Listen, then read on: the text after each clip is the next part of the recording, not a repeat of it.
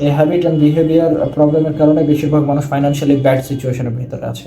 You can only use your money, okay, you can not use other people's money. So আপনি যখনই অন্য জনের টাকা ইউজ করবেন, আর যতক্ষণ পর্যন্ত আপনার কাছে আপনার নিজের টাকা আসছে, নিজের ইনকাম আসছে, ততক্ষণ পর্যন্ত আপনি সেটাকে কাউন্টও করতে পারেন না এবং সেটাকে ইউজও করতে পারেন না। তো এইগুলো হচ্ছে পার্সোনাল হ্যাবিট, এবং এই হ্যাবিটগুলো নিজেদের ভিতরে বিল্ড আপ করাটা খুব জরুরি। আর ম্যাক্সিমাম পিপলে যাদের আসলে ফাইন্যান্সিয়াল ক্রাইসিস চলে, আমি দেখেছি তাদের হচ্ছে হ্যাবিট রিলেটেড প্রবলেম আছে, ডিসিশন রিলেটেড প্রবলেম আছে। মানে নিজের ডিসিশন নিয়ে এবং সেটার উপরে স্টিক থাকা, অর্থাৎ রাইট ডিসিশন মেক করতে পারে না, আবার ডিসিশন নিলে সেটার উপরে স্টিক থাকতে পারে না, এটা একটা প্রবলেম। 2 নম্বর হলো habits and behaviour pattern problem আছে। বিহেভিয়ারের উপরে তাদেরকে কাজ করতে হবে, হ্যাবিটসের উপরে কাজ করতে হবে।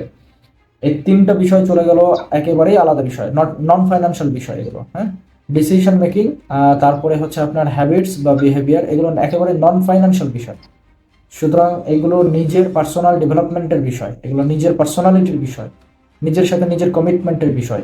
এই জায়গাগুলোতে যদি আপনি নিজে থেকে নিজে না ফুলি স্টপ করেন, নোবডি ক্যান হেল্প।